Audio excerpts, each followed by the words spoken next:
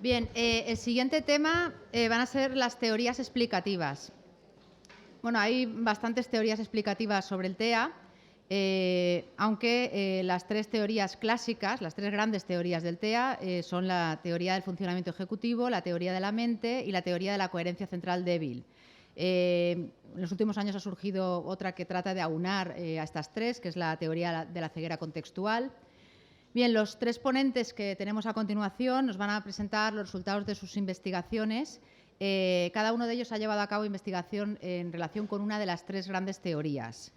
En primer lugar, en relación con la teoría de la mente, la doctora Irene García Molina nos va a presentar su investigación. Ella es profesora en la UJI, en la Universidad Jaume I, cuenta con varios másters, ha hecho varias estancias internacionales y bueno, le agradecemos muchísimo que haya venido desde Castellón para presentar su investigación. En segundo lugar, sobre la teoría de la disfunción ejecutiva, nos hablará la doctora Carmen Berenguer, nos presentará su investigación que ha llevado a cabo en torno a este tema. Ella ha sido profesora en la Universidad Católica y actualmente es profesora en la Universidad de Valencia. Forma parte del grupo de investigación de la Universidad de Valencia sobre trastornos del neurodesarrollo y bueno, ha participado en diversos proyectos de investigación y ha publicado diversos artículos científicos. Y sobre la tercera teoría, la teoría de la coherencia central débil, nos presentará el doctor Juan Vicente Blázquez su investigación. Él es orientador escolar, tiene varios másteres y ha trabajado como profesor en varias universidades, entre ellas la Universidad de Valencia. También es colaborador de la revista Mi Pediatra. Y bueno, a los tres, muchísimas gracias, de verdad. Agradecemos muy sinceramente vuestra participación y que vengáis aquí a compartir con nosotros vuestras investigaciones. Adelante.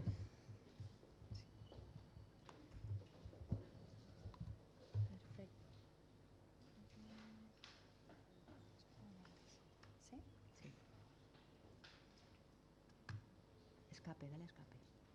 Vale. La primera. No. Vale.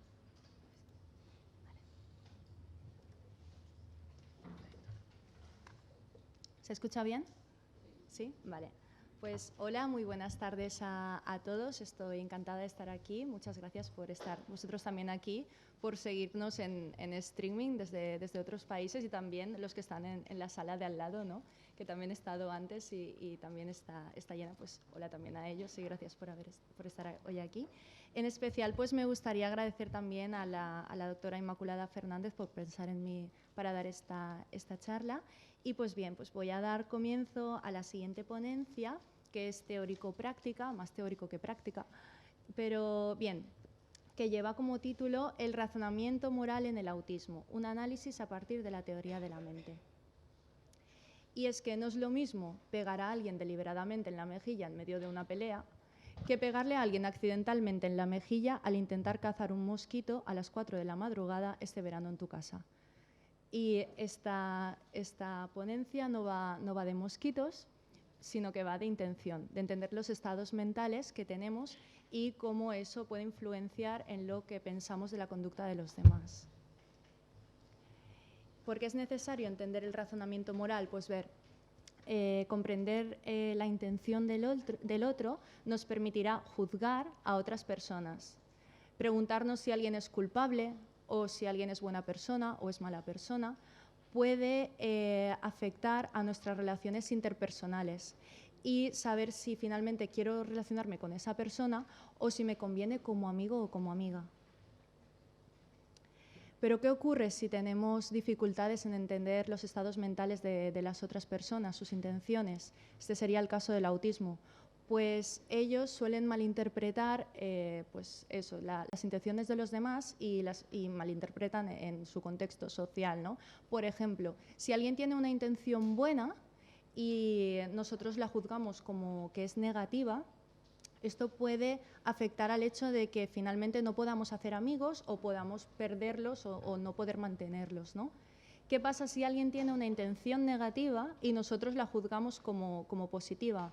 Pues ya aquí entrarían temas como el bullying o el made crime que podrían suceder porque, claro, si alguien me da un empujón y yo creo que ha sido sin querer porque se ha tropezado, pues no es lo mismo que si me lo ha hecho adrede, ¿no? El made crime, no sé si lo conocéis, es un término que significa pues hacerte amigo de alguien para intentar sacarle provecho, ¿vale? Estarían estos estos dos casos aquí. Pues bien, para poder responder esta pregunta general sobre si pueden las personas con autismo realizar juicios morales adecuados, explicaremos estos tres grandes pilares. El primero estaría relacionado la relación teoría de la mente y juicios morales. ¿Y qué es la teoría de la mente? Pues la teoría de la mente es la capacidad que yo ahora mismo estoy teniendo, mirándoos a vosotros, ¿no? Y pues que estoy pensando, pues se estarán aburriendo, no se estarán aburriendo, no, es la capacidad, es una capacidad, no es una teoría, capacidad de teorizar sobre la mente de los demás. Entonces yo ahora mismo pues os miro y pues pienso que estáis atentos, o a lo mejor algunos ya habéis desconectado y debería yo ir más rápido, ¿no? Según vuestra conducta, pues yo también voy a actuar, también me va a afectar. ¿Y cuál es su relación con los juicios morales? Pues ya lo habíamos dicho anteriormente, ¿no? La teoría de la mente, esta capacidad de atribuir y predecir deseos, creencias, intenciones, emociones a los otros, y por tanto esto va a implicar que podamos juzgar comportamientos, entablar relaciones, decidir qué personas nos convienen y cuáles no. Los niños y niñas basarían su juicio moral, empezarían pues, a partir de antes de los 6 años, se fijarían en el resultado, en lo visible, en lo tangible, en lo que podemos ver. En cambio, ya hay ahí un cambio, ¿no? Que es a partir de los 6-10 años, que empezarían a fijarse en la intención, en el mundo más interno, ¿no? A atribuir intenciones a los otros. Y qué curioso que es a partir de los 4 años que la teoría de la mente empieza a ser más madura. Entonces, esta relación de este cambio de que se fijan ya en las intenciones de los otros y que están empezando a desarrollar esta teoría de la mente. ¿Qué ocurre con las personas con autismo? Pues que su teoría de la mente es más inmadura, tienen más dificultades para entender los estados mentales de los otros. Y aquí tenemos como dos grandes bloques o dos corrientes que se han visto en torno a los juicios morales. Los primeros, que son pues, más pioneros, ¿no? Blair y Leslie y colegas, que dicen que sí, que las personas con autismo pueden realizar adecuadamente juicios morales y se basan en la distinción de la transgresión moral y la convencional. Una transgresión moral, por ejemplo, es pegarle a alguien. Ahí hay una víctima, es todo más grave, ¿no? En cambio, una transgresión convencional es, por ejemplo, ir vestido con tu pijama a clase, ¿no? Ahí no hay víctima, es menos grave. Es más permisible porque a lo mejor ese día la seño dice que podemos ir en pijama a clase, y luego también depende mucho de la autoridad. Pues bien, luego está la otra corriente, que ya sería más actual, y dicen que no, que se necesita una comprensión mentalista más madura para entender un juicio moral. Se necesita saber qué es la intención, qué intención tiene el otro. También la afectación a nivel emocional, es decir, estamos diciendo que sí, que saben distinguir entre transgresión moral y convencional, pero si hay una víctima, seguramente esa víctima llore, ¿no? Y entonces, si alguien está llorando en una historia, ¿cuál será más culpable? ¿El que le hace llorar a alguien o el que no? Pues es ahí como a lo mejor se están fijando en estos factores y no están entendiendo realmente cuál es la situación. Y luego también que estamos hablando de casos simples e inequívocos, las valencias no ambiguas. Esto significa que la intención es negativa y el resultado es negativo. A lo mejor se están fijando en el resultado, no se están fijando en la intención. ¿Qué ocurre cuando esto lo cambiamos? Cuando la intención es positiva y el resultado es negativo. ¿Qué ocurre ahí? Eso es lo que nos están diciendo. Pues entonces vamos a verlo. ¿Cómo vamos a verlo? Pues vamos a descomponer una acción intencionada, según Cushman 2015. Es un estudio muy interesante que os recomiendo. ¿Y esto cómo vamos a hacerlo? Pues nosotros, ¿verdad?, que para alcanzar nuestro objetivo lo pensamos, lo planeamos, realizamos la acción y finalmente llegamos a la meta, ¿no? Pues vamos a ver esto a través de un ejemplo que es un poco macabro, ¿vale? Pero es el que él utiliza y la verdad que va bastante bien para explicarlo. Marina sabe que va a heredar de su tío una buena suma de dinero una vez éste muera. Es su creencia, es la creencia sobre su realidad. Ella desea ese dinero y realmente no le importa a su tío. Su deseo es tener dinero. Entonces planea envenenarle deliberadamente para poder conseguir su dinero. Realiza en base a sus creencias y deseos su plan, porque va a hacer una acción intencionada, deliberada. Marina, siendo consciente y con el veneno necesario, lo controla todo, pone los polvos en el café del tío, realiza esta acción. Dicha acción tiene como consecuencia la muerte de su tío y, por tanto, Marina hereda el dinero. Y este es su resultado deseado. Pues vamos a ver esta descomposición. Esto es lo que Cushman nos dice, ¿no? que existen como unos deseos, unas creencias, se planifican en base a la intención que tenemos de realizar esta acción, controlamos todo, que el veneno no se nos caiga, ¿vale?, para realizar la acción, y luego esto causa un resultado, que es que el tío muere y hereda el dinero. Pues bien, lo que dice es que a partir de esta descomposición se puede componer la moralidad. Y es que para juzgar a la gente, para juzgar a la persona, nos tenemos que fijar en sus deseos, creencias y en su intención, en si lo ha planeado todo. Para poder juzgar la acción, pues además tenemos que ver si controla la acción. Y para poder hacer un juicio moral acerca de la culpabilidad y del castigo, lo tenemos que contemplar todo, desde el resultado hasta si era realmente el resultado deseado. Pues porque el fin realmente pues, no siempre justifica los medios. Pasamos ahora al tercer pilar, que es el razonamiento moral en situaciones accidentales y deliberadas. ¿Os acordáis lo que habíamos dicho de la otra corriente de qué ocurre cuando la intención es positiva, es buena, tengo una intención buena, pero el resultado termina siendo malo? Pues vamos a ver. En estos ejemplos la intención tiene mucho más peso. Si nos fijamos solo en el resultado no vamos a entender qué ha pasado, vamos a culpabilizar a una persona que realmente no había querido hacer eso, ¿no? ¿Y si Marina hubiese creído que el polvo blanco era azúcar? Claro, lo hubiera matado accidentalmente, pero vamos a pasar a un ejemplo un poco menos macabro, ¿vale?, y más para escolares, como serían las meteduras de pata. Una metedura de pata, todo el mundo la hemos hecho, pues es también una situación ambigua donde la intención se tiene que tener en cuenta porque accidentalmente podemos herir a alguien, ¿no? Entonces, yo tengo una falsa creencia de mi realidad, yo creo, a lo mejor me falta algo de información y eso hace que yo haga un comentario que puede ser ofensivo para alguien y finalmente lo pueda herir emocionalmente. Y este es un ejemplo que está sacado de un libro que escribimos hace unos años, basado también en Baron Cohen. Os digo, Ismael le había comprado a Judith un avión de juguete para su cumpleaños. Meses más tarde estaban jugando juntos con ese mismo avión, cuando accidentalmente a Ismael se le cayó rompiéndose un ala. Entonces Judith le dijo, no te preocupes, Ismael, de todos modos nunca me gustó. Alguien me lo regaló por mi cumpleaños. Qué metedura de pata, ¿no? ¿Qué es lo que ocurre? Que Judith no se acuerda, no tiene toda la información, no se acuerda que fue Ismael el que se lo regaló. Finalmente, su comentario, que era con buena intención, ella quería decir, tranquilo, no pasa nada, pues termina metiendo la pata, ¿no?, y hiriendo emocionalmente a Ismael. ¿Qué ocurre en el autismo? Pues que se suelen juzgar más basados en los resultados que en la intención, le dan más peso a ese resultado, ¿no? Entonces, cuando las personas con autismo, sí que hay algunos estudios que dicen que parecen que juzguen basados en la intención, sus explicaciones tienden a ser bastante pobres y bastante repetitivas. Y además juzgan, aunque digan que sí, que parecen juzgar basados en la intención, ves que sí que se fijan mucho en el resultado. Y luego que cuando hay población adulta, también que se supone que ya han podido madurar un poco más esa teoría de la mente, sí que se nota mucho la sobreculpa. Suelen decir, ¿es malo o eso es que está mal así y ya está ahí? De ahí a lo mejor no sacas que sobreculpan a la gente aún sabiendo que a lo mejor lo ha hecho accidentalmente. Pues bien, y esta es la teoría, ahora les contaremos la verdad. Todo esto es la teoría, pero ahora me quiero basar en la investigación porque es muy importante tener estas cosas claras, sobre todo cuando se habla de moralidad, pero ahora pues me gustaría pasar a contaros una investigación que además la mayoría de los niños que participaron eran de aquí de Valencia y pues me acuerdo de mis viajes hacia aquí a las 7 de la mañana en el tren y pues bueno, pues que no quede en el olvido, ¿no? Ahora os cuento un poco cómo fue, además creo que es bastante interesante y va en la línea. Objetivos y su relación con este estudio.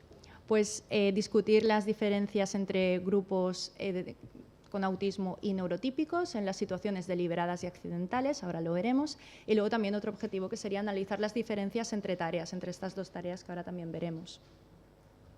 Metodología utilizada. Participaron 62 niños de habla castellana, estaban escolarizados en centros ordinarios y tenían entre 7 y 12 años. Y además un cociente intelectual de entre 80 a 120.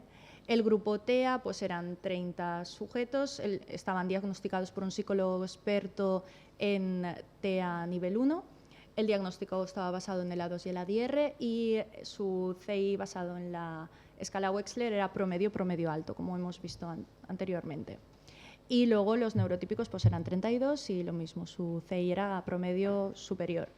Y bueno, así como parte del procedimiento, aunque sea una frase, siempre me gusta ponerlo, pedimos permisos a consellería, colegios, familias, todas las reuniones, todos los trenes, que es una frase que es muy cortita, pero son muchos meses de reuniones, ¿vale? Y entonces siempre me gusta ponerla.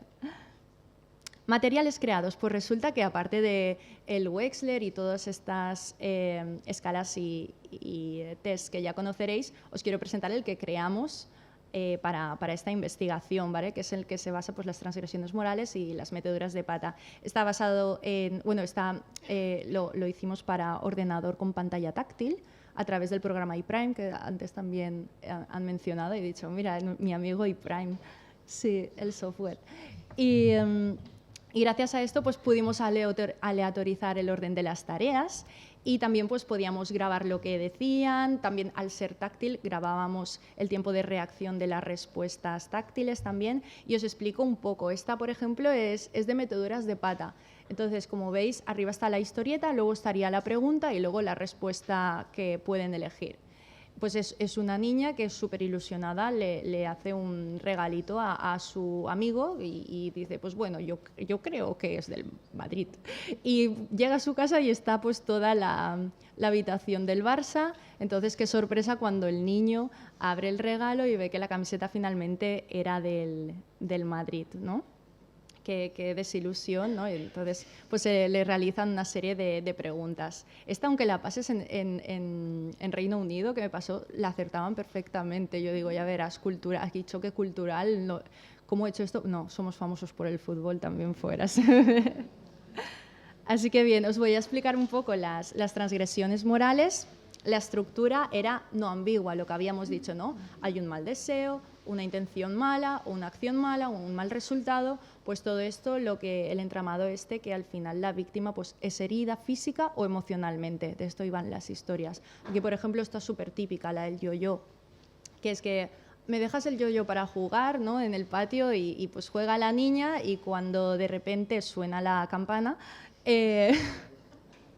estaba hecho a propósito, la niña se pone el yo-yo en el yo-yo y se lo roba, ¿no? Se lo queda para su casa. Y la estructura de la metedura de pata, pues una estructura ambigua, la intención es buena o es neutra y termina, pues el resultado es malo, el receptor es herido emocionalmente. Pues esta, por ejemplo, es una historieta de Baron Cohen que yo tuve el placer de ilustrarla. Y es que una niña le dice a su amiguito, mira, soy nueva en la escuela. Y pues están ahí charlando y de repente pues una niña que no estaba escuchando viene y dice, perdona, soy nueva en la escuela y mi mamá es la cocinera de esta escuela. Entonces de repente viene la niña y dice, ay, me quedo hoy en el comedor y mira que odio la comida del comedor y a la cocinera. Y dices, ostras, ¿no? ¿Cómo se queda? Pues eso, es herida emocionalmente. Así que, ¿qué veremos en esta investigación? Pues veremos transgresiones morales, y que son casos no ambiguos, que ya perfectamente lo sabemos, y meteduras de pata, que son casos ambiguos, donde la intención tiene un mayor peso para poder entender realmente qué ha pasado en la situación. Las preguntas eran de detección, de reconocimiento del personaje, alguien ha hecho algo que no debería haber hecho, entonces ¿quién? La intención, ¿tú crees que quería hacer eso realmente? La moralidad de la gente, pues si es bueno o es malo, la moralidad del acto, si lo que ha hecho está bien o está mal, y finalmente el resultado de cómo se habrá sentido. Así pues, ¿qué esperamos en esta investigación? Pues se espera más dificultad en la tarea de meteduras de pata, ¿no? Que en la de transgresiones morales, por lo que habíamos dicho de la ambigüedad. Y luego también, según las historias, porque muchas veces encontramos muchos resultados cuando analizamos una a una las historias que se están administrando, ¿no? También tiene mucho que ver la gravedad, ¿no? Del asunto, como decíamos antes en lo de convencional moral. Por ejemplo, no es lo mismo vengarte de alguien haciéndole daño, una gravedad así más personal, que romperle un objeto, que es algo material. Y luego, pues, finalmente ver si juzgan en base a la intención o al resultado. Y estos son los resultados, discusión del estudio, así súper rápido. Pues primero vimos que las puntuaciones fueron similares, no hubieron diferencias significativas entre el grupo TEA y neurotípico, y luego que sí que es verdad que las personas con autismo encontraron dificultades en las historias que eran de gravedad personal solo en transgresiones morales. Y tiene sentido, porque realmente cuando le haces daño a una persona, ¿no?, ahí hay muchas mentes, más que si es a un objeto o a un juguete, ¿no? Entonces, cuando la acción recae sobre la persona, hay más estados mentales implicados, porque hay un deseo y una planificación de hacer daño a una persona directamente. En cambio, a un juguete, no, por ejemplo. Y el concepto de reversibilidad. Tú un juguete, si lo rompes, lo puedes volver a comprar o lo puedes volver a hacer, a una persona no. Y finalmente, pues sí que es verdad que las personas con autismo, los niños con autismo, entendieron la intención, pero sobreculparon a la gente, que era lo que ya habíamos dicho anteriormente, ¿no? En las tareas de metedura de pata sí que se denotó un poco ese peso del resultado, porque a los agentes, a los personajes, los juzgaron como malos, algunos de ellos. Implicaciones educativas de todo esto, ¿no? Pues primero que es una ampliación en el campo de la moralidad en muestra española con autismo, ¿no? Porque todo lo que leemos suele ser inglés, y realmente lo que decía del choque cultural del Barça o el Madrid, ¿no? Pues está bien que hayan investigaciones en muestra española también de moralidad. Luego también los resultados similares, sí que es verdad, pero hay unas diferencias sutiles que nos pueden ayudar a entender cómo procesan la información las personas con autismo y así entenderles mejor, ¿no? Luego también el beneficio de los estímulos visuales. Hemos dicho antes en la conferencia anterior, ¿no?, que son muy visuales, y realmente esto les ha podido ayudar a entender, y estas diferencias sutiles que solo hay puede que sea debido a que había un apoyo visual, ¿no?, que no solo era escuchar la historieta, sino que también se podían ayudar de este apoyo visual. Y luego también el hecho de que toda la información esté en una pantalla les puede ir muy bien, porque así pues tenían lo que eran las viñetas, luego el texto o la pregunta y las respuestas. Entonces, si tienen toda la información en la misma pantalla, pues hay una menor carga de memoria de trabajo y tienen ellos también un mayor control de toda la información.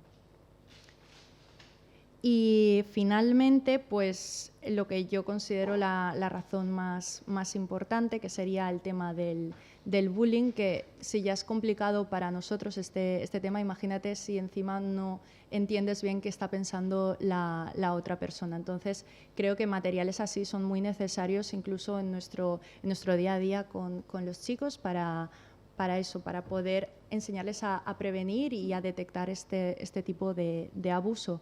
Y por eso aquí, bueno, lo que me volví loca hice antes de hacer el doctorado es publicarla en formato app. La tenéis gratuitamente para Android y se llama Teoría de la Mente. Aquí tenéis el código QR que os la podéis bajar ahora mismo, y si no, simplemente buscad Teoría de la Mente, que no hay otra. Y es así, este es el logo, ahí lo tenéis. Y pues así pues podéis trabajar este tipo de situaciones en vuestro día a día. Y finalmente, pues si no habéis podido hacer fotos, supongo que después en la aula virtual que nos ha dicho Inma, que puedo poneros el enlace y todo. Y finalmente, pues nada, me gustaría dejaros con esta frase que dice así: aunque sean sutiles, sabiendo en qué encuentran dificultades las personas con autismo, podremos encontrar la mejor manera para guiarles y realizar una intervención adecuada, y así tener un impacto positivo en su calidad de vida. De hecho, y no lo olvidemos, que mejorar las experiencias para las personas con autismo puede ser beneficioso para ellos y para todo el mundo. Muchas gracias.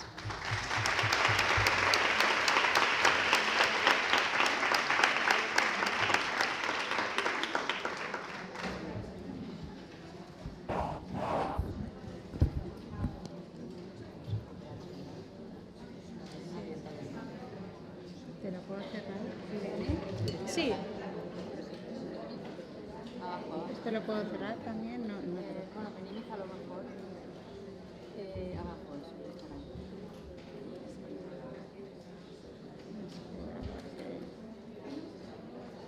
El título, ¿no? Lo digo porque se sitúe, vamos, está puesto ahí, nada más. Sí. Bueno, buenas tardes. Mi nombre es Carmen Berenguer. Y en primer lugar sí que me gustaría agradecer a las coordinadoras de estas jornadas, la doctora Inmaculada Fernández, la doctora Gema Pastor, por su amable invitación a que participara aquí y estuviera con todos ustedes, así como a mis compañeros de mesa. El título de la ponencia que les vamos a presentar son las dificultades en el funcionamiento ejecutivo de niños y niñas con TEA de alto funcionamiento. Efectivamente, uno de los síntomas nucleares de este interesante trastorno son los problemas y las dificultades en la conducta social. La literatura muestra, pues desde hace décadas, todas estas dificultades persistentes que presentan los niños y niñas con TEA en la interacción social, ¿no? Afectando a múltiples contextos, como lo demuestran estudios como los de Helan y Helan. Se ven afectadas tanto las relaciones con los compañeros, la conducta prosocial, conductas como compartir, como entender pues lo que comentaba Irene, los estados mentales de otra persona, se vuelven afectadas y deterioradas cuando se tienen estos síntomas. Esto realmente tiene importantes repercusiones a lo largo pues, de todo el ciclo vital y aún así todo, a pesar de las importantes repercusiones que presenta, existe aún poca investigación, por lo menos en nuestro país, poca investigación empírica dedicada al estudio de las variables cognitivas que están mediando estos déficits de socialización y de conducta social en niños con TEA de alto funcionamiento. Hay más investigación en TEA con discapacidad intelectual, pero hay menos investigación con TEA de alto funcionamiento. Y esto a pesar del incremento que se ha experimentado y que así denotan muchos estudios, como el de Bayo o el de Christensen, que están alertando precisamente de este aumento de este subtipo denominado autismo de alto funcionamiento, con una prevalencia de un 16,8 por 1000, que es uno de cada 59 niños en torno a la edad de 8 años. Y esto es una realidad que va a repercutir en los educadores, porque en el aula pues significa que van a tener algún niño con estos síntomas. Por otro lado, una de las teorías explicativas, ¿no?, del trastorno del espectro del autismo apunta a estos déficits en el funcionamiento ejecutivo, ¿no?, según pues, los estudios de Pennington, Ozonov, los estudios de Hill. Parece bastante evidente que la mayoría de niños con TEA presentan un deterioro en sus habilidades ejecutivas. Funcionamiento ejecutivo, hacemos referencia a estos procesos cognitivos, ¿no?, de alto nivel que permiten gestionar, regular la conducta con el fin de alcanzar una meta. Se ven implicados pues, dominios relacionados con la inhibición, con la memoria de trabajo, con la capacidad de planificar y organizarnos, con la capacidad de ese control emocional, ese monitoreo de nuestra propia conducta, todo ello bajo ese paraguas denominado funciones ejecutivas. Desde luego tienen un papel determinante, un papel muy importante en lo que es la adaptación socioemocional, sociopersonal de cualquier persona, igualmente de las personas que sufren el trastorno del espectro del autismo. La investigación, en este sentido, sí que ha sugerido un patrón específico de disfunción ejecutiva en el TEA, donde la capacidad de planificar la capacidad de tener esa flexibilidad cognitiva, de poder cambiar un patrón de conducta en función de las circunstancias o las demandas del contexto, se ve alterada. Esto parece que distingue específicamente al autismo de otros trastornos del neurodesarrollo, como puede ser el TDAH. En este sentido, diferentes revisiones bastante recientes ponen de manifiesto que esas relaciones entre variables de funcionamiento ejecutivo y indicadores de dominio social y comportamental en niños con TEA.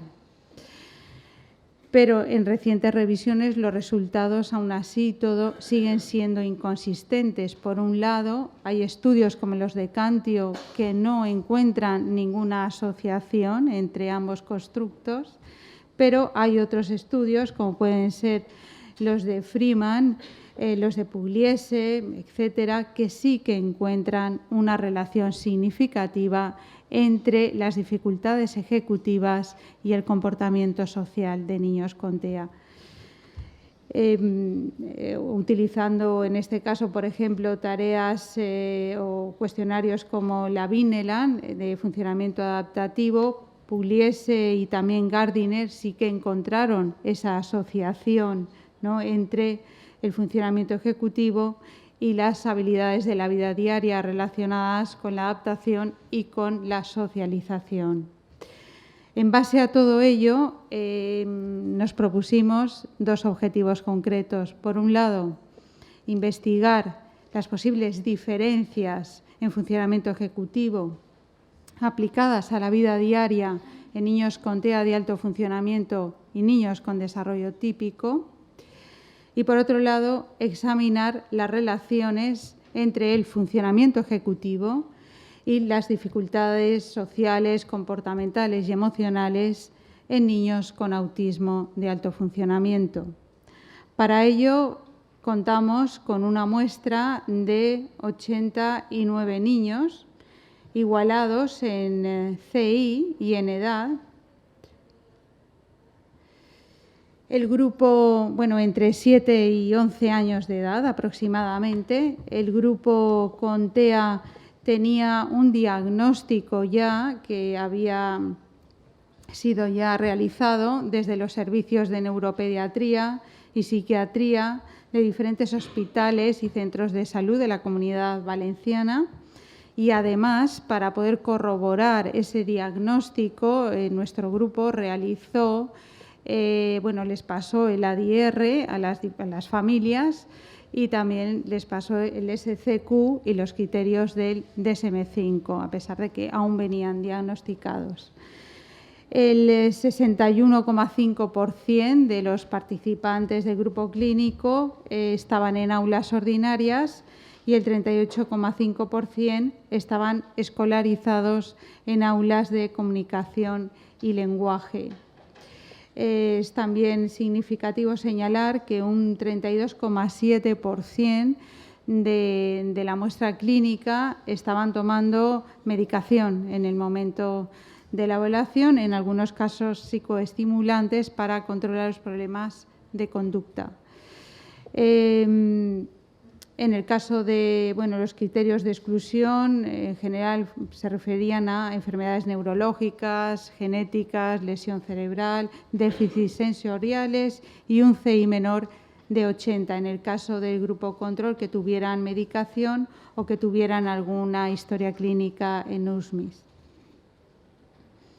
Respecto a las medidas de evaluación, utilizamos, en cuanto al funcionamiento ejecutivo, el cuestionario de estimación de funcionamiento ejecutivo, el BRIEF de Joya. Es un cuestionario ampliamente validado y preferimos utilizar estas medidas ecológicas, donde en este caso fueron los profesores los que nos comunicaron los posibles, contestaron los cuestionarios y los posibles ítems relacionados con ese funcionamiento, esas habilidades ejecutivas siempre relacionadas con la vida diaria. Preferimos utilizar, como digo, estas pruebas ecológicas porque diferentes estudios han demostrado que detectan mejor los problemas ejecutivos que las pruebas neuropsicológicas, ya que muchos niños con autismo de alto funcionamiento especialmente son capaces, con cierto entrenamiento, de superarlas, pero estas medidas ecológicas donde el profesor o el padre, si es el que reporta la información, pues son observadores privilegiados y pueden mejor entender las dificultades, las posibles dificultades que pueda presentar el niño o la niña con autismo, ¿no?, en cada uno de los contextos donde se desarrolla. El BRIEF, para los que no lo conozcan, presenta 3 índices generales: un índice de regulación comportamental que engloba los dominios de inhibición, flexibilidad cognitiva y control emocional, y un índice metacognitivo que ya engloba otros procesos, ¿no?, más cognitivos, como iniciativa, memoria de trabajo, planificación, organización, monitoreo y organización de materiales. Finalmente, pues, nos ofrece un índice global que es la suma de los 2 anteriores. En cuanto a las medidas de evaluación de dificultades sociales, comportamentales y emocionales, también utilizamos un cuestionario. Otra medida ecológica, en este caso, que fue cumplimentada por los padres, el SDQ de Goodman, también con muy buenas propiedades psicométricas, con lo cual garantiza, pues, que los resultados sean más fiables en investigación y a la hora de las implicaciones prácticas de cualquier estudio. Presenta, pues, 25 ítems, ¿no?, divididos en 5 subescalas que reflejan síntomas, dificultades emocionales, dificultades comportamentales, problemas de hiperactividad, relaciones con los iguales, con los compañeros, y conducta prosocial. Ofrece también un índice total de dificultades, ¿no?, que es la suma de los problemas antes comentados. En cuanto a los resultados, acordémonos que el primer objetivo de nuestro estudio fue observar si efectivamente nuestra muestra de niños con TEA presentaban dificultades ejecutivas. Comprobamos, al compararlo con los niños neurotípicos, y mediante este análisis ANOVA que realizamos, que efectivamente en todos los dominios los niños con TEA, pues, tenían más puntuación, es decir, presentaban más dificultades y había diferencias estadísticamente significativas, ¿no?, con una P menor de 0,5 y con unos tamaños del efecto medios altos, como puede ser, pues, 0,40, 0,50 en los índices generales, lo cual denota esas diferencias importantes que pudimos corroborar en nuestra muestra clínica. En cuanto, bueno, aquí pueden ver perfectamente de manera gráfica las diferencias tanto en el índice de regulación comportamental como en los procesos metacognitivos, ¿no?, como en los índices globales, donde siempre el grupo TEA, como pueden observar, estaría bastante significativamente por encima del grupo control en habilidades ejecutivas. En cuanto al segundo objetivo, que fue relacionar las habilidades de funcionamiento ejecutivo y diferentes dominios del SDQ en niños, esta vez solamente con autismo, pudimos comprobar que el índice de regulación comportamental, que es en este caso el BRI, se asociaba significativamente solamente con una variable del SDQ, los problemas de comportamiento, es decir, queda reflejado, pues, cuando el niño no obedece a un adulto o tiene conflictos y peleas recurrentes con sus iguales, con sus compañeros. Pues bien, con problemas con esa variable o subescala comportamental y el BRI es donde se apreciaron mayores asociaciones significativas. En cuanto al índice metacognitivo, se asoció significativamente con más variables del SDQ, con los problemas comportamentales, pero también con los problemas de hiperactividad, esa inquietud percibida en los niños, así como en la conducta prosocial, el poder compartir, el poder inferir un estado mental en el compañero, etcétera. Ese tipo de conductas también se relacionaron significativamente con procesos metacognitivos. Y finalmente, el total de dificultades del SDQ también presentó una asociación significativa de punto 30 con las dificultades metacognitivas. Todos estos resultados, ¿a qué conclusiones nos llevan? Nos llevan, en primer lugar, a observar que efectivamente los niños con TEA de alto funcionamiento presentaron mayores déficits, mayores disfunciones en el funcionamiento ejecutivo en comparación con el grupo control, al igual que han puesto de manifiesto estudios como el de Wallace, ¿no?, de reciente revisión de Wallace, donde incide mucho en ese aspecto que no está tan estudiado ni mucho menos en el alto funcionamiento. Déficits tanto en la capacidad para cambiar el estado afectivo, para modular emociones, comportamientos, como en la capacidad para gestionar esas tareas cognitivamente y supervisar la ejecución.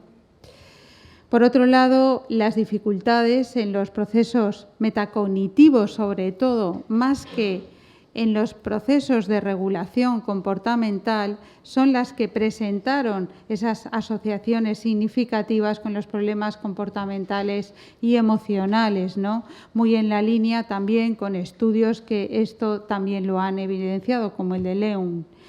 Finalmente, estos hallazgos que nos sugieren que tanto la planificación como el autocontrol, la capacidad de memoria de trabajo, afectarían en parte los resultados sociales, la conducta social de los niños con TEA de alto funcionamiento, en línea con Freeman, Jaromi, los estudios de Pugliese y colegas tan recientes que ponen en evidencia este tema. Este estudio, por supuesto, presenta limitaciones, aparte de una muestra pequeña, ¿no?, porque 89 y un grupo clínico de 52 presenta limitaciones, ¿no?, a la hora de generalizar resultados. Aparte de esto, la complejidad del funcionamiento social pues sí que requiere múltiples informantes. Utilizamos medidas ecológicas porque consideramos que es una herramienta potente para evaluar estas disfunciones, pero en un caso utilizamos profesores, en otro padres. Quizá pues sería interesante incrementar el número de informantes, así como utilizar medidas más naturalistas basadas en la observación, ¿no?, en sociometrías, ¿no?, para ampliar un poco el foco de observación. Asimismo, pues los estudios longitudinales también son esenciales, ¿no?, para mapear estas trayectorias de las habilidades ejecutivas y cómo afectan realmente al comportamiento social, además de desarrollar y probar, pues seguir probando modelos teóricos, porque todo ello siempre va a repercutir en el diseño de intervenciones siempre más ajustadas. También se necesita más investigación para identificar todos estos perfiles que estamos un poco apuntando, ¿no?, de las personas con TEA de alto funcionamiento, explorar todos estos mecanismos cognitivos y de desarrollo que están afectando al funcionamiento social. Por eso mismo, sigue habiendo un campo infinito de investigación, nuevas vías de estudio que se necesitarían, ¿no?, más estudios de intervención finalmente, porque son los que definitivamente nos van a ayudar a entender las repercusiones que puede tener el entrenamiento cognitivo en el funcionamiento social de niños con TEA de alto funcionamiento. Hasta donde sabemos, hay 2 programas interesantes que se han llevado a cabo, ninguno en nuestro país de momento, uno el de Kenworthy del 14, otro el de Shitter, Herwood, Owens del 2016, que sí que han experimentado y han realizado una intervención cognitivo-conductual centrada en mejorar habilidades ejecutivas y han podido comprobar que efectivamente tenían repercusiones positivas tanto en conductas de interacción social en niños con TEA, como en el control emocional, como en la capacidad de socializarse. Por eso mismo se necesitan más estudios, más programas de intervención que puedan explorar dónde efectivamente están esos problemas para mejorar esos tratamientos y realizarlos de manera más personalizada en niños con TEA de alto funcionamiento. Muchas gracias por su atención y paso pues, la palabra a mi compañero Juanvi.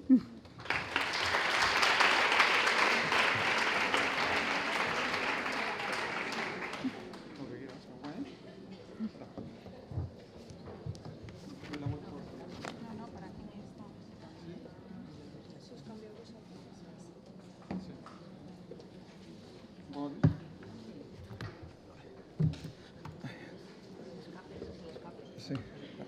¿Tengo que huir? Ah, bueno, ¿lo manejas tú? Sí, sí. Y sí, ponme... ¿Estás ancho? Sí, que está ancho. Lo pongo aquí porque tendré que señalar las cosas. Hola. Buenas tardes a todas las personas que estamos aquí, intentando aprovechar... Pero creo que se me oye. Y a los que están allá también me soplan por aquí. ¿De acuerdo? A todos vosotros.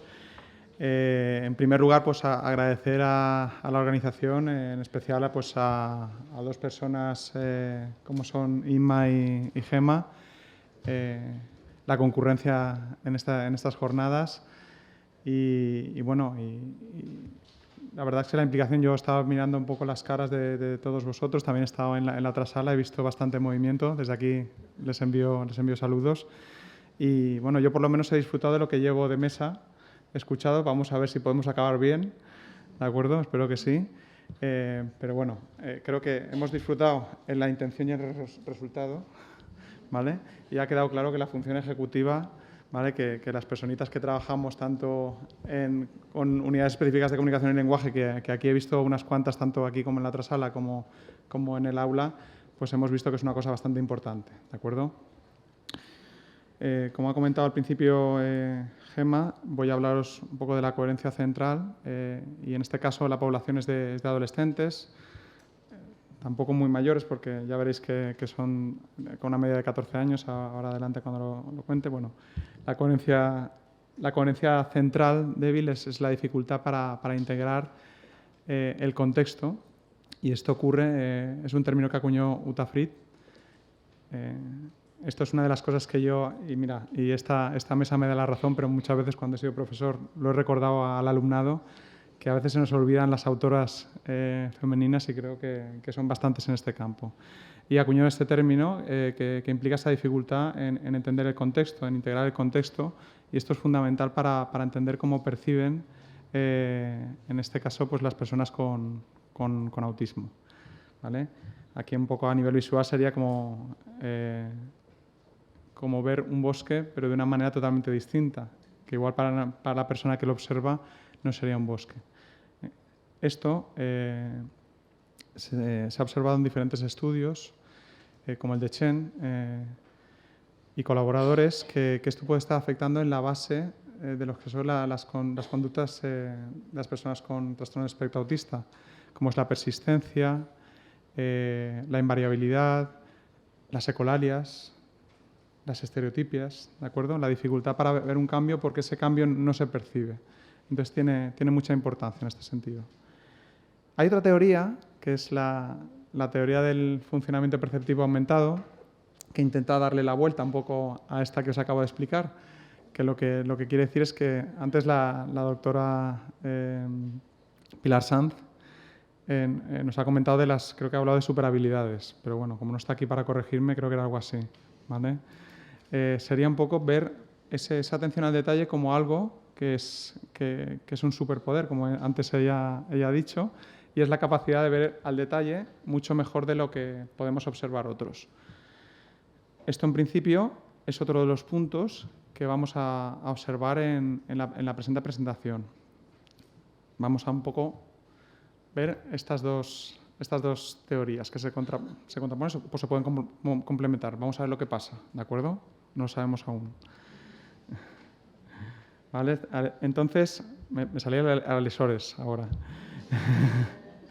Entonces, digamos que el objetivo es evaluar la teoría de la coherencia central débil, utilizando dos tareas que son de tipo visual y una tarea de tipo verbal. Y vamos a ver, pues las dos hipótesis que se plantean son que en principio los adolescentes con un trastorno de espectro autista de grado 1, de alto funcionamiento, deberían tener mayor coherencia central débil y suponemos que deberían tener un mayor funcionamiento perceptivo aumentado.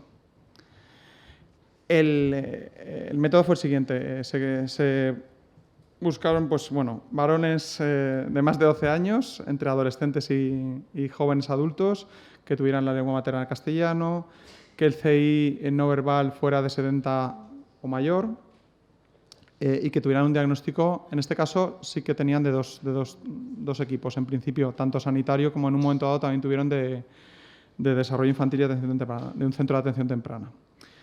Y el grupo de comparación, pues que no tuviera ningún tipo de necesidad específica de apoyo educativo, ¿vale? Para poder compararlo. Tenemos dos grupos que son de 26, que están,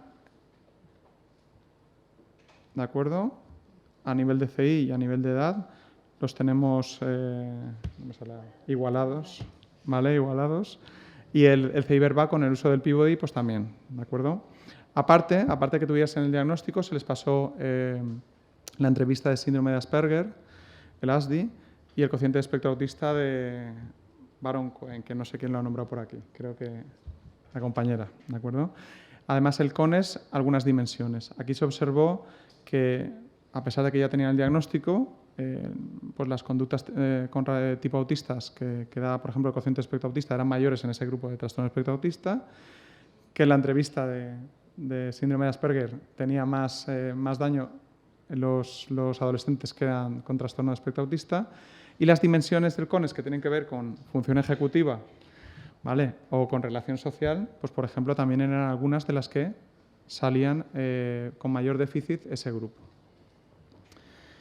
¿Cómo fue el proceso? Pues el proceso fue largo, pero espero que fructífero, ¿vale?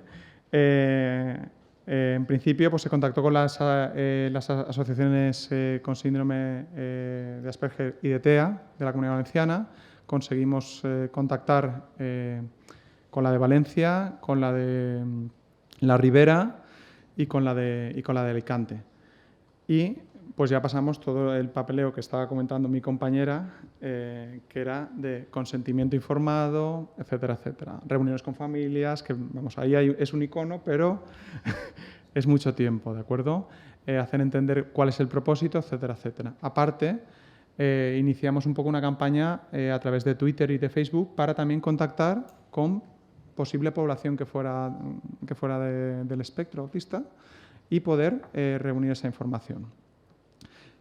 Esa fue la primera fase. La segunda fase con el grupo de comparación, una vez ya teníamos pues, todos esos CIs no verbales, pues ver cómo los podemos cuadrar. Contactamos con Consellería, nos dieron la autorización, etcétera, etcétera, todo ese proceso, contactamos con institutos y a partir de ahí pasamos las matrices de Raven para ver el CI no verbal.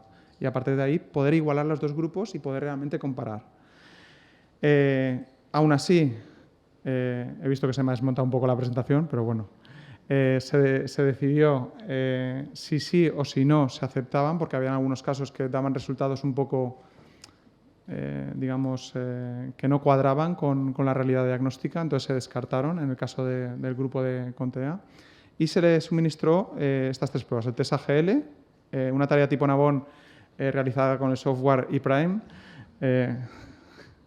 y una adaptación de la tarea de Booth y Hape de completamiento de frases, con una traducción. ¿Vale? Entonces, en primer lugar, no sé si por la luz no se puede apreciar bien, pero en principio lo que se pretende en esta tarea, en cada uno de los cuadros que estáis observando, es arriba hay un modelo, pero es que igual por la claridad no lo veis, en el que el cuadrado, la parte izquierda, está abierta. Entonces tienen que detectarlo en cada cuadrado si la figura pequeña o la grande tiene esa forma y si la tiene, marcarla. ¿De acuerdo? Esto es muy relevante con respecto a las otras dos tareas, porque en cada ítem tienen que hacer eso, ir de lo grande a lo pequeño. Con respecto a la tarea Nabón que realizamos en base a la Nabón original, lo que hicimos fue, en un primer lugar, pasarles una forma libre para ver realmente cuál era su tendencia, si tendían a elegir la figura pequeña, en este caso pues una H o una S pequeña o una H y una S grande, y ver un poco la tendencia, si tienden a lo global o al detalle. Segunda era decirles directamente que buscasen, que pulsasen en el ordenador la que fuera el detalle, es decir, la pequeña, o la grande, ¿vale? Que esa fue la tercera parte. Y la tarea verbal, que es la de completamiento de frases, pues ver frases tipo, ver cómo las sacaban. Puedes ir a cazar con un cuchillo y tenedor, ¿no? O por aquí me he dejado alguna. El mecánico se manchó de aceite y... o pan, ¿vale? Entonces, esta tarea también evalúa mucho la velocidad con que lo dices, porque eso también te da más o menos puntos y, en principio, pues bueno, es para ver esa dificultad a nivel de entendimiento global del contexto en una tarea verbal.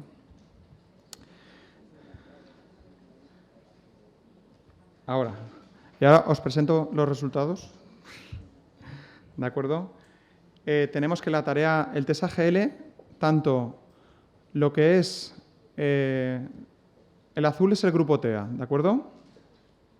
En todos hay diferencias significativas con respecto al grupo control. Cuando tenía que fijarse en el ítem en la parte global, en la parte local, en la parte del detalle y, evidentemente, en la puntuación total de la prueba hay diferencias, ¿de acuerdo? Esto es relevante por lo que os decía. En cada ítem tenían que cambiar.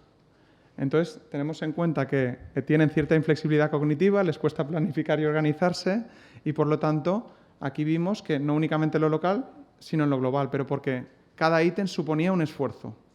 ¿De acuerdo? En el completamiento de frases observamos que el grupo de comparación obtuvo mejores resultados en lo que era significativamente a nivel de detectar la globalidad, es decir, la instrucción verbal y a nivel oral les cuesta también detectarla. Muchas veces nos fijamos en esa parte escrita o en esa parte visual, pero esa parte oral no la debemos de dejar de lado. Y la tarea Nabón, hubieron diferencias, excepto en cuando les dijimos que aunque veáis que hay diferencia en las... A ver si lo puedo señalar aquí para que lo veáis. Aquí veis que hay diferencias entre el color azul y el verde, y aquí también, ¿vale? Que son el tiempo de reacción y los aciertos. En local, fijarse en el detalle, pero no eran significativas, ¿vale? Sin embargo, en lo que era atención al contexto, tenían dificultades. Lo que era atender a la figura grande, a la H o la S grande, ¿de acuerdo? Les costaba muchísimo más.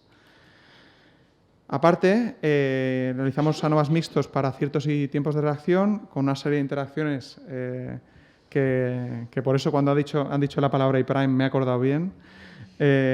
Cuestiones importantes, así por detallar algunas, es que evidentemente había diferencias entre grupos, había menor tiempo de ejecución en el grupo de comparación, en comparación con el TEA. Y también, por ejemplo, sí que es verdad que el rendimiento mayor en atención a la globalidad fue con el ángulo más mediano, aunque fue un poquito escaso, pero fue más con el mediano. Esto fue algunas de las interacciones que no voy a relatar todas para tampoco aburrirnos aquí. Y sí que quería comentar un poco las cuestiones más que igual nos podemos aterrizar y nos pueden ayudar en la parte práctica. A ver, ojalá, alguna parte. Aunque cosas ya sabéis, porque la verdad es que, insisto, me ha gustado irme a la otra sala y ver gente del ámbito que conozco y que trabaja en el ámbito aplicado y estaban pues muy inmersos en lo que se estaba diciendo. Pues que a menor tiempo de exposición del estímulo, menor rendimiento de los adolescentes con trastorno de espectro autista. ¿De acuerdo? Antes os he puesto 500 y 100, que significa que algunas exposiciones eran en 500 milisegundos y otras en 100, y las diferencias cuando son menor tiempo se veían acrecentadas y eso tiene que ver con el procesamiento de la información, pero también con cuestiones de organización. En cualquier ángulo, el tiempo de reacción es menor, ¿de acuerdo? En el grupo con TEA de alto funcionamiento, con lo cual esto también nos está dejando unas pistas con respecto a la parte aplicada. Tenemos que tener, que lo comentaré enseguida, pero tenemos que entender un poco que ese procesamiento requiere de unas adaptaciones y de una respuesta educativa diferenciada y que tiene que venir no únicamente desde el especialista, sino desde la propia tutoría y todo el profesorado. Cuando se solicitaba que atendieran a lo global, recordar la tarea NABON, Hs y Ss, ¿vale?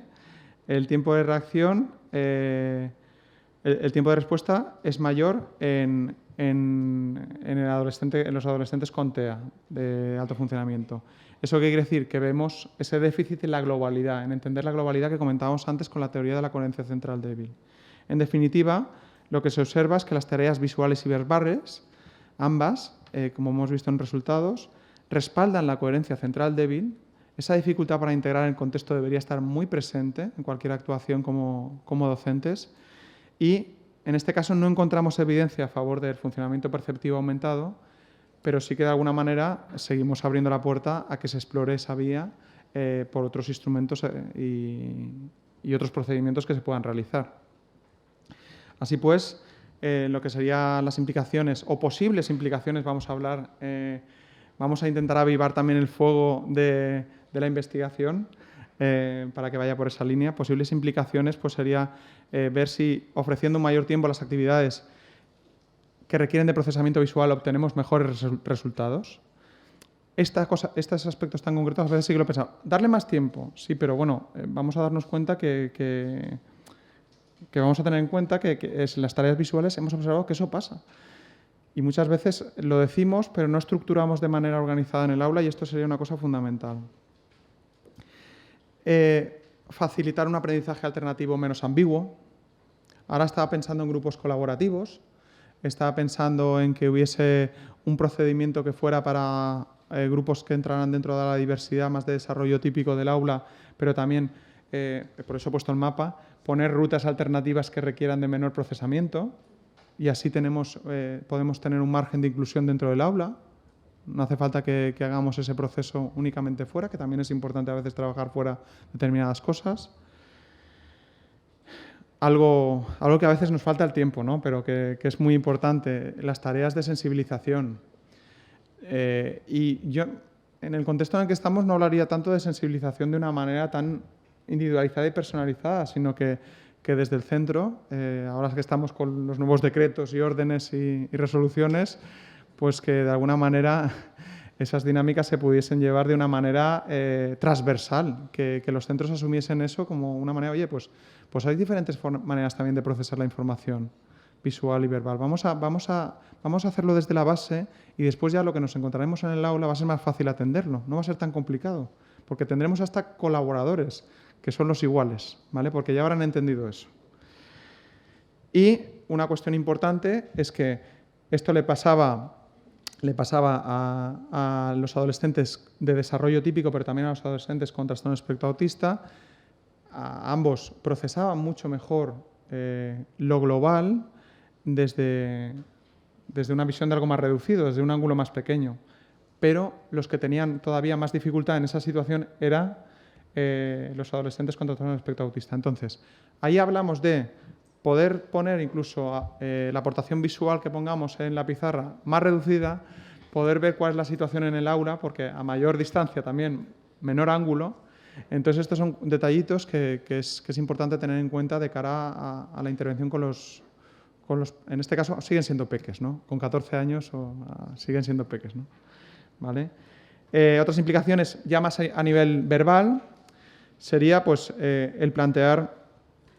Aquí he puesto una frase de Josep Saramago que, bueno, si el mundo alguna vez consigue ser mejor, solo habrá sido por nosotros y con nosotros. El mundo podrá ser mejor si trabajamos juntos. Podría ser un resumen más abreviado de esto. ¿Quiere decir que tenemos que dejar de citar a Saramago? ¿Que lo cite? No. pero quiere decir que podemos tener una ruta alternativa, como antes decíamos, a nivel visual, a nivel verbal. Y lo tenemos que integrar. Esto tiene que ser como el... Vamos, no, me sale en mi educación judio-cristiana, pero casi como el pan nuestro, diría yo. Tendrá que ser una cosa que tengamos que asumir y no dejar de lado. Meter a los... Antes lo he escuchado, no sé si ha sido en esta mesa o en la anterior, pero que las tutorías tienen que ser parte de esa atención a la diversidad y los especialistas tienen que formar parte de ese complemento y de esa colaboración. Si no, no estaremos avanzando. Realizar y permitir apoyo por escrito, es decir, si estamos dando algo por oral, podemos dar algo por escrito también para que haya dos canales de comunicación. Es lo que conocemos como redundancia, también lo hacemos con otro tipo de alumnado que tiene necesidades específicas de apoyo educativo. Poder utilizar medios audiovisuales en los cuales puedan reproducir lo que se ha dicho en clase en un momento determinado. Puedan tenerlo o pueda ser complementario. Oye, hemos hablado de determinada situación, pues vamos a ver si tenemos algo que sea redundante y que se pueda volver a reproducir, porque hay más posibilidades que la comprensión de esa información, de ese contenido, llegue al alumnado. Y algo que para mí tiene una parte, un componente afectivo, ¿no? Que es cuando estamos dando feedback individual, que yo insisto que no únicamente, que el feedback individual no significa repetir lo mismo que hemos dicho. La parte afectiva del profesorado, de la tutoría, de los especialistas, el vínculo con ese alumnado va a hacer que esa información verbal todavía tenga más peso y todavía sea más importante y podamos redundar otra vez en que ese contenido verbal llegue. Y bueno, con todo esto acabo. Espero no haberos aburrido mucho. Gracias por vuestra atención.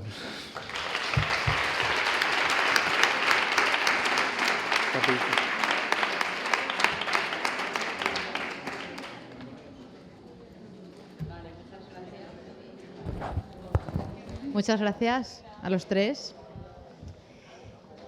Bien, ¿alguien quiere hacer algún comentario o alguna pregunta?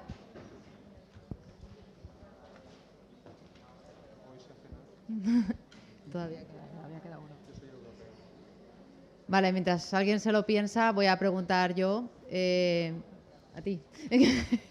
No, simplemente como tu investigación la conozco menos que la de ellos, que la conozco, bueno, sobre todo la de Juanvi. Te quería preguntar, Irene, si en vuestro grupo os habéis planteado evaluar o incluso intervenir, ¿no? Teoría de la mente en niños o en personas con TEA no de nivel 1, sino de menos... ¿Nivel 2 o 3? Sí. Eso es una pregunta que te quería hacer. Si os habéis planteado la posibilidad de cómo hacerlo. Eso. Pues mira, principalmente nos planteamos el nivel 1 porque realmente sí, no he dicho niños también, ¿no? Nos pasa un poco igual, peques, pero realmente son niños preadolescentes. Y lo que sí, después de leer muchísimo, lo que me di cuenta es que pues, en este tipo de población había como mucho para niños pequeños, mucho para adultos, pero aquí había una edad entre medio, ¿no? que nos estaba investigando. Entonces decidí que esta iba a ser la población. Y realmente, bueno, no lo he dicho tampoco, pero las tareas de meteduras de pata o de transgresiones morales, como hemos visto, o las ironías, se catalogan como teoría de la mente avanzada. Entonces, por eso buscábamos un nivel 1 que pudieran entender, que fueran verbales, que pueden pues, tener estas pequeñas dificultades que luego se han mostrado en los resultados y que era la clave que nos iba a dar un poco pues, en qué eran lo que fallaban para luego poder intervenir bien. Pero bueno, sí, si es que realmente yo estoy bien, porque recogí de teoría de la mente, de funciones ejecutivas y de coherencia central débil. Entonces, yo todo esto lo he pasado y estoy que tengo muchas ganas de ponerme a ver esos datos y poder tirar por ahí, sobre todo la del cuchillo. Es que esa me encantaba y también la traduje a castellano y pues eso, me gustaría hacer tantas cosas. Sí. Ojalá algún día también, pues eso, nivel 2 y 3. Bueno. ¿Alguien quiere preguntar algo o hacer algún comentario? Bueno, pues Si os parece, pues lo dejamos aquí y ahora enseguida empezaremos con la última ya, que es sobre impacto familiar, ¿vale? 5 minutitos y empezamos.